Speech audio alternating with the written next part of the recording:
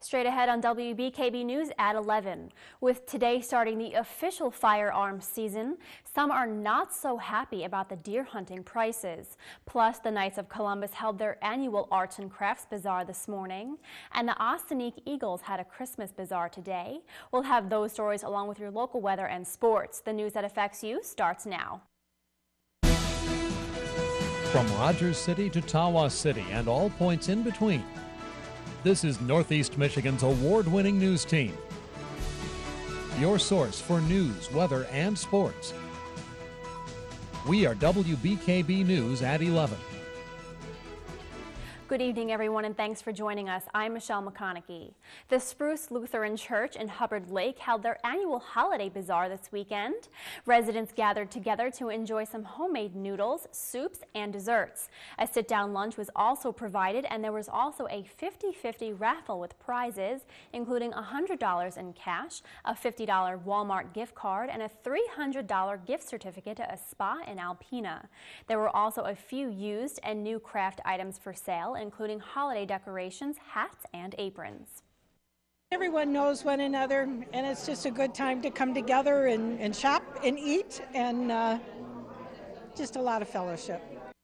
This event has been going on for over 15 years, and all the proceeds will be divided up and given to several charities that are chosen. And just down the road from the Lutheran Church, the Spruce Presbyterian Church held their 35th annual holiday bazaar this morning as well. Adults and children alike made their way to the church to browse all that it had to offer. There were baked goods, household items, as well as a few Christmas decorations for sale. And for the first time this year, there was a cookie decorating room set up for the kids. Not only do we make money, we make many friends, we get lots of new members, and we want everybody to come. There were also various raffle baskets up for grabs, and tickets were sold for $1 each. All of the proceeds from the bazaar goes towards keeping the church in operation, as well as the women's group, which supports surrounding schools. This event happens on the Saturday closest to deer hunting every year. And speaking of deer hunting season, today kicked off the first official day of firearms season. But before hunters could get outside to hunt, they were required to attain a base license as well as a deer license. But this year the rules were changed, and not many were thrilled about it. Since last year, the Michigan DNR has reduced the complexity of attaining a license, offering hunters 40 different options rather than 260. There is a base license cost of $11 and a deer hunting license cost of $20. Just 1 million licenses were sold from March up until this past week, proving to be the lowest rate in the past 6 years. The Michigan DNR has responded to the complaints and say the costs are still lower than states such as Illinois, Wisconsin, and Ohio. We're going to be looking at this whole license structure as things move forward. This is the first year we've implemented it, and we'll look to see whether any changes are needed based on the feedback we get from hunters and anglers. About 90% of hunters in Michigan hunt deer. Golder says the money from the hunting licenses provides broad-based funding for natural resources in the state, and the deer licenses are used towards any deer-geared projects. And the Knights of Columbus held an Arts and Crafts Bazaar today with over 50 booths to shop from. The Ladies Auxiliary has been hosting this event for 3 years, and this year 54 booths were set up in the hall to showcase all different homemade items. There were hand-sewn hats and scarves for sale, as well as jewelry, Christmas wreaths, and pine cone Christmas trees. Folks could participate in a 50-50 raffle, and food was also available for purchase. Members of the Ladies Auxiliary say the fair proves different than the rest because of its unique items up for grabs. If you haven't been to one of these, it would be really worth your while to come, even if you're just coming to browse, because there are so many things that people make you wouldn't even dream of. All the proceeds from this fair go towards the Ladies Auxiliary, which is then distributed to organizations throughout the community that they help. And the Mackonochie Eagles held their Christmas bazaar today to help raise money for their Aries members. The bazaar included a Chinese auction, a bake sale, and had new and used various items up for sale. They also provided wine and food gift baskets to be raffled off. All proceeds from the bazaar will go towards the Aries members of the club this year. The Mackonochie Eagles has been up and running since 1977. And the Alpena Police Department attempted to stop a 20-year-old Alpena man last night during a high-speed chase. The suspect was driving a Jeep Grand Cherokee, and after one Alpena police officer failed to catch him, the suspect passed another officer who pursued him. The suspect's left front tire was eventually damaged, forcing him to flee the vehicle onto Besser property and over to the Northern Lights Arena. Police arrested the man, who was then lodged in the Alpena County Jail on charges of operating while intoxicated, driving while license suspended, resisting and obstructing, fleeing and eluding, and possession of marijuana. And coming up next on WBKB News at 11, a Grand Blanc resident wild chase to find the original owner of a World War I footlocker. Plus, wholesale turkeys prices are up from last year. We'll have more after the break. Welcome back. In state news, Grand Blanc resident Rex Lyle stumbled upon a World War I footlocker at a yard sale. Little did he know it would lead him on a wild goose chase around the country these past few months. Lyle first purchased the footlocker years ago, but it wasn't until he cleaned it up when he noticed a name, Wayland Bliven, alongside an Edgerton, Wisconsin address and his company. Lyle contacted the Wisconsin National Guard, which traced Bliven to New Mexico, but the trail stopped there. Then, just yesterday, Lyle found Bliven's grandniece, Judy Bonnet, in Edgerton before giving her a ring. Lyle says Bonnet was excited and he can't wait to get the footlocker to her. Lyle says he will do anything to get the piece to Wisconsin. He's just waiting to hear back from Bonnet about how to go about it. In your Money Watch this evening, sales of previously owned cars may be helping fuel the economy. Financial firm Convergex says car companies have sold more than 1.9 million certified pre-owned vehicles this year, up 10% from last year and on track for a record. Yet those vehicles aren't continued in measures of economic growth. And supermarkets are paying more than ever to stock up on Thanksgiving turkeys. According to the business publisher Yerner Barry, wholesale turkey prices are up 16% from last year, a record because of a drop in supply. But how much will you pay will depend on how much of those higher costs supermarkets pass on to shoppers. And the Affordable Care Act's second enrollment period is now open, and to ensure your current plan is still the best choice for you, you need to update your income data, or else you won't have inaccurate information about whether you're eligible for tax credits. According to PricewaterhouseCoopers, on average, premiums are expected to increase by 6% in 2015, though actual changes in premium prices vary significantly across states. Additionally, the maximum out-of-pocket cap for deductibles, copays, and co-insurance in 2015 will increase to $6,600 for an individual and $13,200 for a family policy. And if you're heading to the pump, GasBuddy.com and AAA of Michigan helped us find the highest and lowest gas prices locally and across the state. The highest price for gas in Alpena is coming in at $3.04 at Admiral Station. The highest is $3.09 at O-Pee-Cheese, and across the state, the lowest price at the pump is $2.67 in Menominee, and the highest price is coming in at $3.69 in Romulus. There's still much more to come on WBKB News at 11. Jessica Starbard will be in with a look at your sports, and I'll be right back with your full weather forecast. Stay tuned. Thanks for joining us. It is now time for a look at your weather. And looking at today's high, today we had a high of 30 degrees and a low of 22 degrees. The normal high is at 43, so we were below that normal high. It was very chilly today. There is a normal low of 29 degrees, which we were also below. The record was 65 degrees in 2001 and -6 in 1933.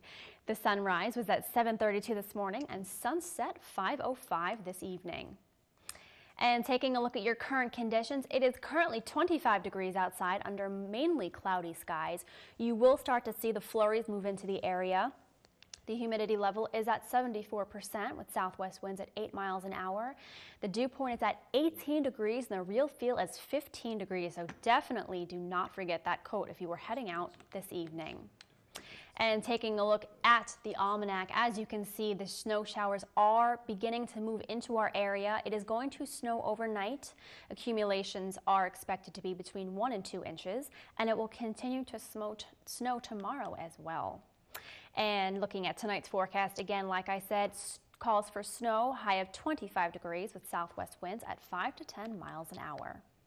And taking a look at tomorrow's conditions, tomorrow also calls for snow with a high of 31 degrees, southwest winds at 5 to 10 miles an hour. Again, tomorrow you can expect about 2 inches of snow.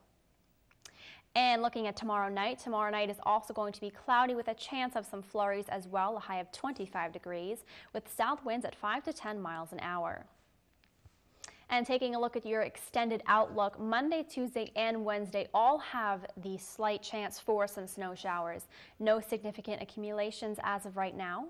Monday, we will have a high of 31 degrees, 28 on Tuesday, and 30 on Wednesday. Thursday looks to be mainly cloudy. Few breaks of sun here and there, high of 28 degrees, low of 19. And Friday, the same thing, 29 degrees and 16 at night.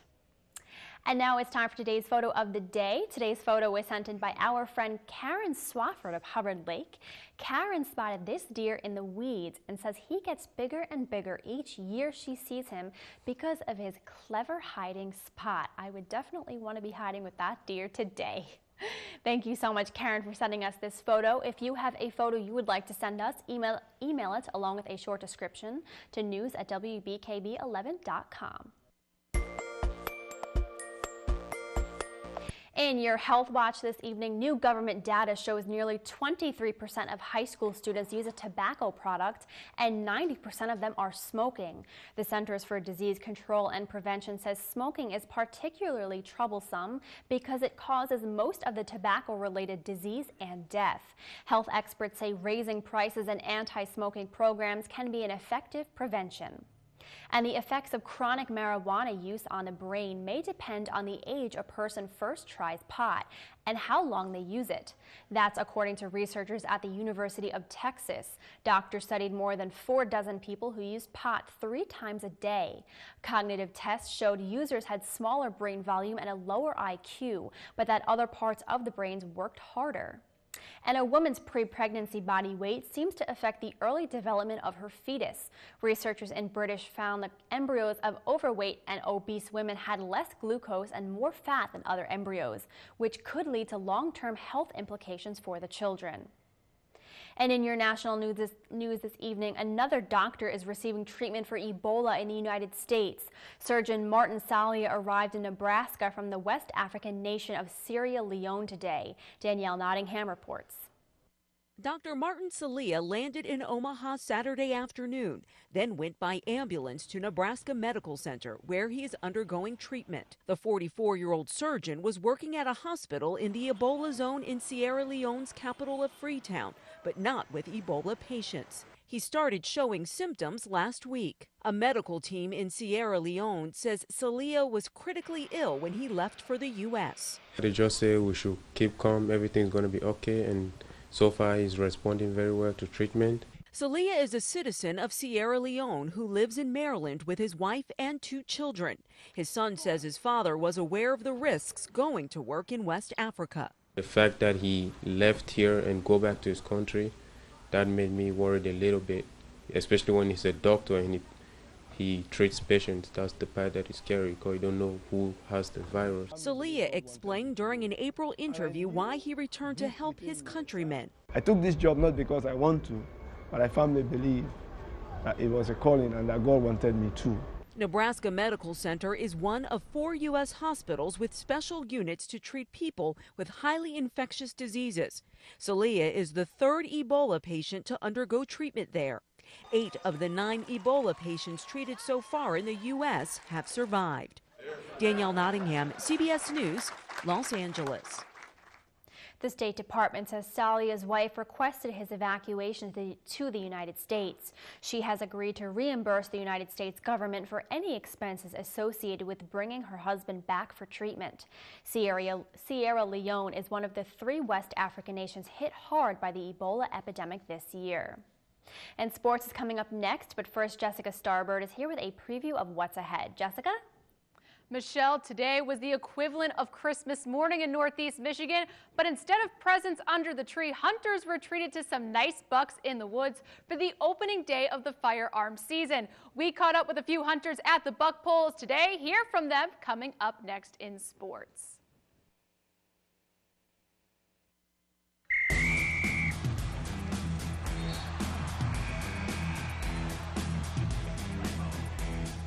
Hunters, today is the day you've all been waiting for, the start of the firearm hunting season. Outdoors men and women from all across the region hit the woods bright and early this morning, look to get off to a successful start. Over in Atlanta, one of the oldest buck polls in the state began filling up bright and early with the first deer brought in at 8:21 a.m. Atlanta's own Melissa Paul was the first on the poll and the first woman to bring in a deer, nabbing a 7-point buck early this morning. The biggest on the poll was an 11-point buck brought in by Chuck Whitmire from Atlanta. Both successful hunters say they feel honored to have their deer hung proudly in their hometown. I've been on the pole before, but I've never been the first woman or the first buck, so it's kind of cool. Oh, it's awesome, you know. I mean, my phone's been ringing nonstop, and the word's gotten around town already. It's really amazing how the town just gets to be a hubbub of activity around the buck pole this year. Over in Hillman, people gathered downtown during their lunch break to see the buck pole down in Hillman. Hillman native Chad Alowski came in with a beautiful 13-pointer with a 15 3/4 spread to win top marks at the pole. Alowski says he was close to heading in for the day when he saw the buck walking with a doe, and he says getting his prize deer made waiting in the cold worth it. Well, it's just great. I've never had one on the buck pole in my life. That's the only buck around here that I've shot that's worthy of getting on the pole. So. And up in Onaway, the deer were coming in better than ever at the Onaway buck pole at the Parrot Outpost. Volunteers were seeing beautiful bucks coming in all day long and had 8 on the pole just before the afternoon hunt. They finished the day with 12 bucks with a couple of nice size 9-pointers. The Parrot family says they are excited to see just how much the community has embraced this northern Michigan tradition. Well, we've had this for about 4 years now, and it just keeps getting bigger and bigger. We have people that are donating to this around town, supporting it, and like I say, it just continues to get bigger. And in downtown Alpena, it was a party to celebrate the 3rd year of the 2-day Alpena buck pole. A total of 11 bucks were on the pole by the end of the first day, with the teenagers taking home top marks and cash prizes. 15-year-olds Carrie Perzuski had the best buck, nabbing an 18-pointer in Lachine. 14-year-old Troy Schloff came in 2nd place, taking his prize buck, a 9-pointer in Lachine as well. There was also a 12-year-old on the pole, Evan Lipsky, who had an impressive 9-point buck. Tomorrow, a whole new set of bucks will be up for cash prizes at the pole, and based on what they saw today, the 2nd day of the season should bode pretty well for hunters. What we're seeing is some pretty big bucks. The first one we got today was the biggest one we still have up here, and it was shot by a 15-year-old girl right in Lachine. And we also have a couple other bucks shot in the Lachine area that were pretty impressive. Hunters from all around the area did very well on their first day of the firearms season. This is Jerry Hall from Glenny, and his 9-point buck he harvested earlier this morning near Glenny on federal land. Katie Pelt from Rogers City took home this 8-pointer in the Onaway area earlier this afternoon, and Hugh Shadig of Millersburg had an impressive 9-point buck also in the Onaway area today. Congratulations to all of today's successful hunters. Remember to keep on sending us your pictures of the deer you harvest this rifle hunting season. Message us on Facebook or send it to us via email at wbkbsports@wbkb11.com.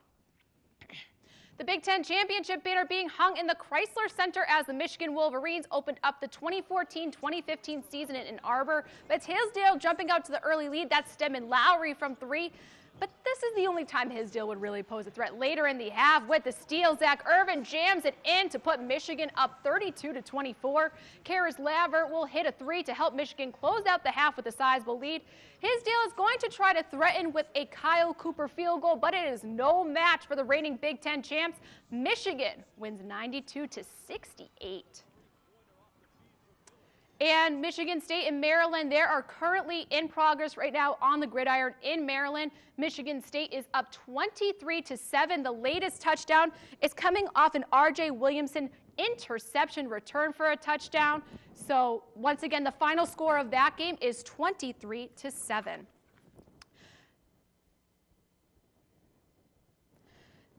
It looks like the Lions will be going into a pivotal game against the Arizona Cardinals tomorrow without their star running back, Reggie Bush. Bush re-injured a sprained ankle last week and is listed as questionable on the Lions injury report.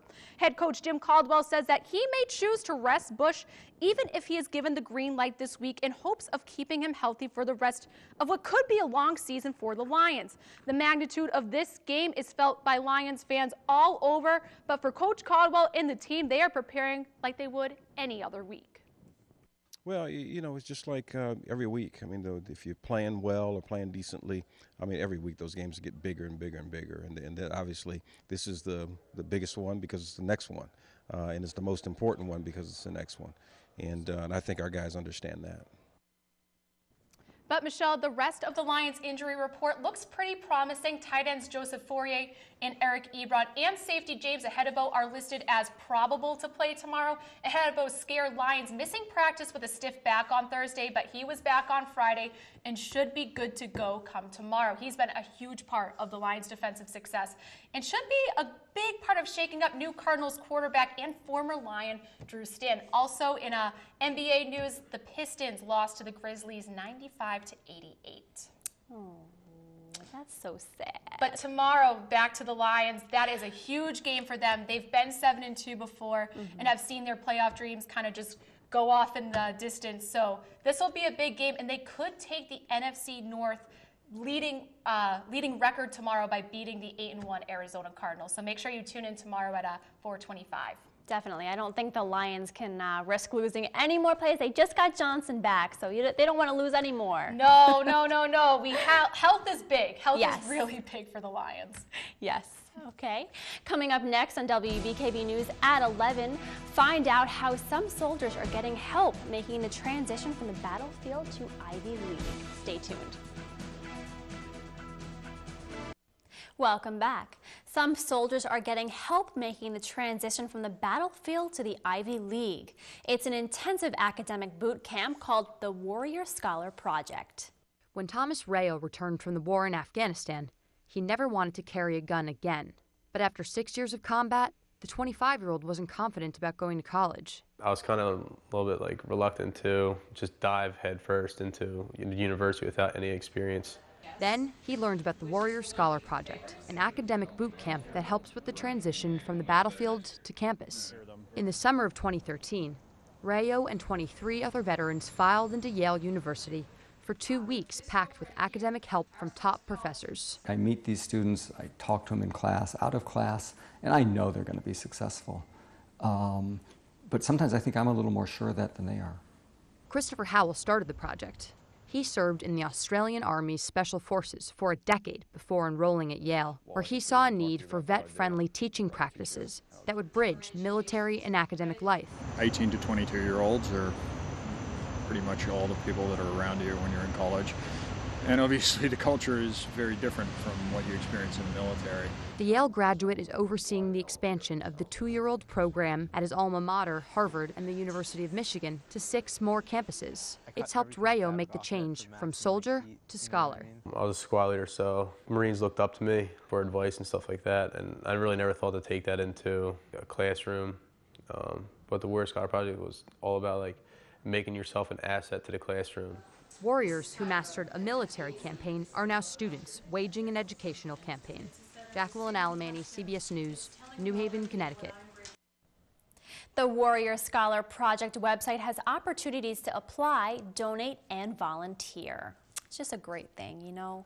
You always see those soldiers come back, and you know it's hard to get back on your feet after being so far away from home, doing all these things for your country. So getting back into civilian life is always a really big part for our veterans, so I'm really glad to see that organization is doing their part to get them back in the classroom and back into civilian life. It really is a great thing. It is. And remember, you can read more about our broadcast stories and get the scoop on other news items online. Just visit WBKB11.com for sports, weather, and news updates anytime, day or night. Or add us on Facebook at facebook.com/WBKBTV. All right, well, that will do it for tonight's show, but be sure to tune in tomorrow night at 11 to catch Jessica and I at 11 o'clock. Have a good night. Oh gosh, I repeated what I said. Why did I?